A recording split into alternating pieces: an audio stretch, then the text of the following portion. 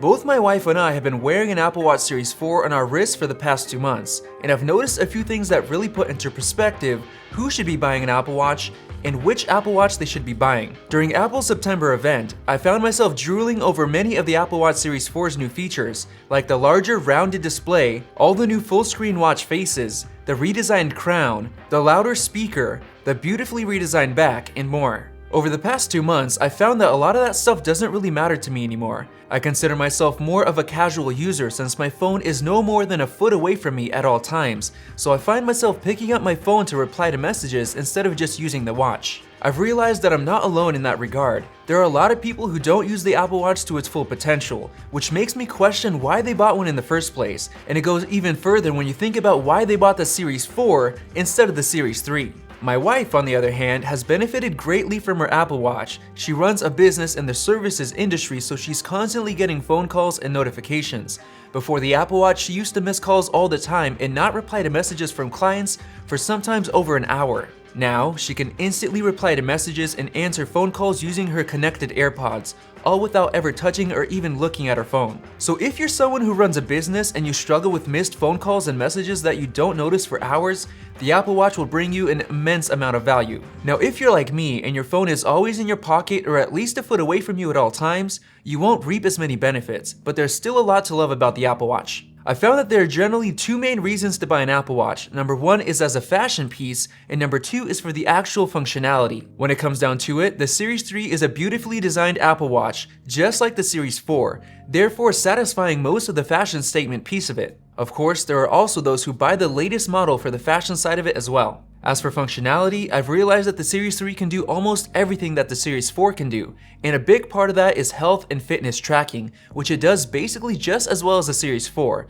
at least what you'd notice. On top of that, the Series 3 supports all the same great features that came with watchOS 5. I've personally noticed that most of the improvements that come with the Series 4 are actually luxury improvements that you don't really need, but will make your experience a little bit better. For example, the larger rounded display is nice to have, but you don't really need it.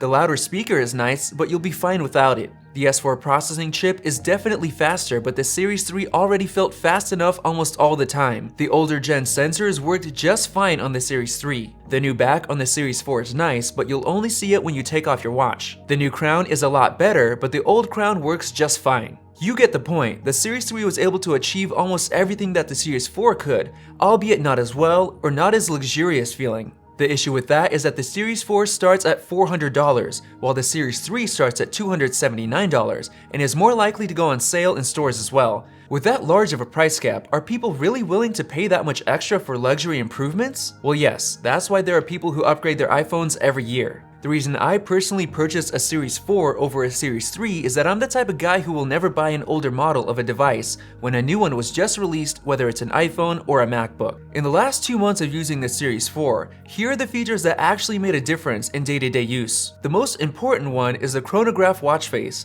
I absolutely love that I can have up to 8 different complications on the screen, giving me all the information I need with just a glance. Another one is the digital crown. It's hard to explain, but it feels and functions so much better than the old crown. The Series 4 is also incredibly quick, but the difference while using the UI is small, so you'll never notice it unless you go from a Series 4 to a 3. I've also noticed a significant improvement in battery life. I usually charge it every single night, but when I forget, it lasts the entire second day and it'll still have some left over by the time I go to bed. And that's about it. Those are the changes that actually made a difference in day-to-day use. Everything else comes down to watchOS 5 improvements, which the Series 3 also supports. So if the Series 3 can satisfy both the fashion statement and functionality pieces of the puzzle, who should buy the Series 4? Basically, anyone who doesn't mind throwing down some extra cash to make sure they have the latest and greatest Apple Watch out there, while also enjoying some of those extra luxury improvements. Other than that, the Series 4 also features some new health and safety features like fall detection and the ability to take an electrocardiogram,